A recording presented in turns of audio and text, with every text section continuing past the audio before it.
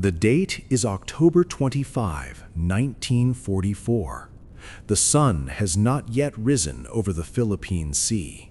The water is calm, a sheet of black glass stretching into the infinite dark.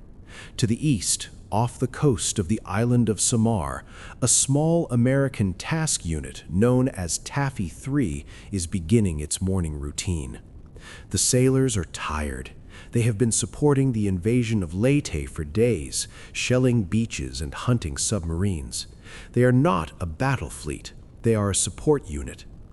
Taffy 3 is composed of 6 small escort carriers, often mocked as jeep carriers or combustible, vulnerable, expendable. They are slow, thin-skinned ships converted from merchant hulls. Protecting them is a screen of 3 destroyers and 4 smaller destroyer escorts. These brave little ships are known as tin cans because their armor is so thin that a man with a heavy hammer could dent it. They are not built to fight surface warships. They are built to hunt submarines and shoot down airplanes. The commander of Taffy 3, Rear Admiral Clifton Sprague, sips his coffee. He believes he is safe. He believes that to the north, the mighty Third Fleet under Admiral Halsey is guarding the San Bernardino Strait, blocking any Japanese entrance. But Sprague is wrong. Halsey has taken the bait. He has chased a Japanese decoy force hundreds of miles away, leaving the gate to Leyte Gulf wide open.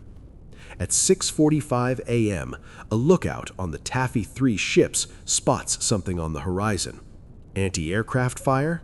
No, it is surface fire. Then a pilot flying a patrol sends a frantic message over the radio. Enemy surface force, battleships, cruisers, destroyers. Admiral Sprague is confused. He demands clarification. The pilot screams back, "I can see pagoda masts. I see the biggest meatball flag on the biggest battleship I ever saw." The nightmare has arrived. Emerging from the morning mist is the Imperial Japanese Center Force. It is the most powerful surface fleet Japan has left. It consists of 4 battleships, including the Yamato, the heaviest, most heavily armed ship in human history, displacing 72,000 tons. With them are 6 heavy cruisers, 2 light cruisers, and 11 destroyers. Admiral Takeo Kurita is coming to destroy the American landing transports at Leyte, and the only thing standing in his way is Taffy 3. The disparity is comical. It is tragic. It is a fight between cardboard and steel. The Yamato alone weighs more than all the ships of Taffy 3 combined. Her 18-inch guns can hurl a shell the weight of a car over 20 miles. The American destroyers have 5-inch guns that can barely scratch the paint of a battleship. Admiral Sprague knows they are already dead. He orders his carriers to turn east into the wind to launch their planes. He orders the destroyers to make smoke to hide the fleeing carriers. But smoke is not enough. Someone has to go back. Someone has to attack the giants to buy time.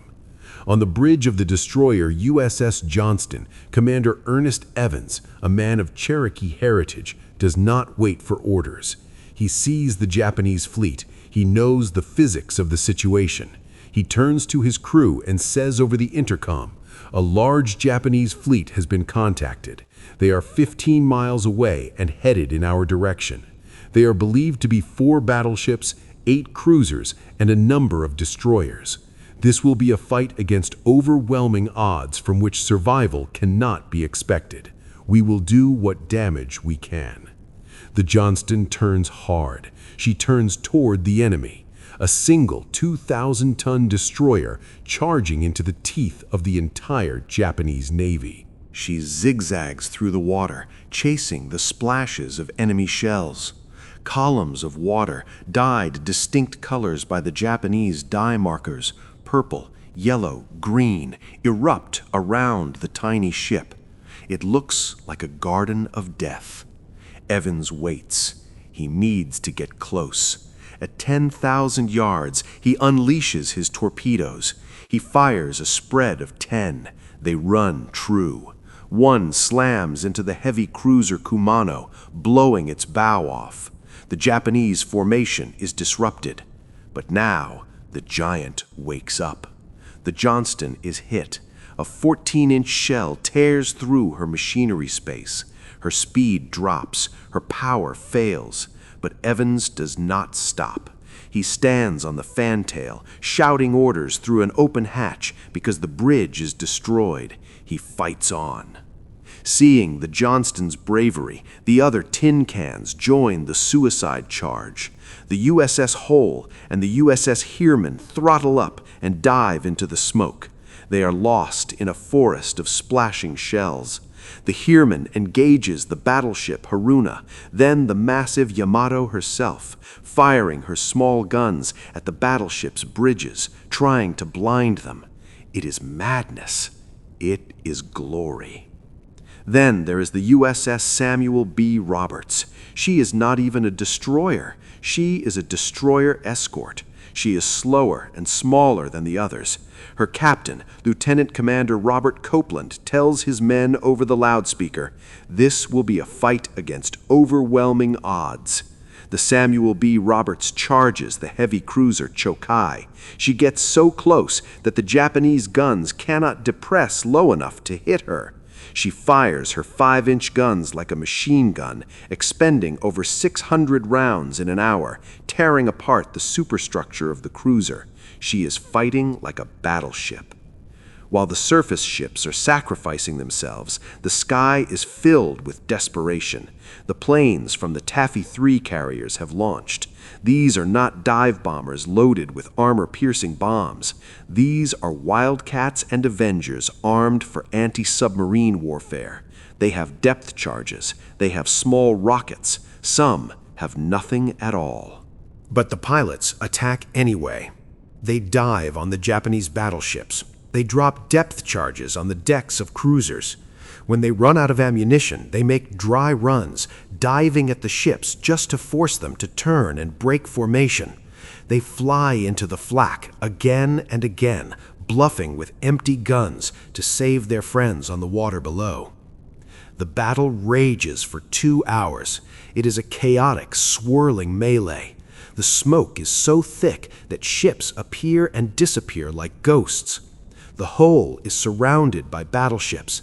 She is smashed from all sides, her guns firing until the water laps at the barrels. She sinks. The Johnston, broken and battered, is surrounded. Commander Evans, clothing torn away by blast pressure, missing fingers, continues to command until the very end. When the order to abandon ship is given, the Japanese destroyers close in to finish her off.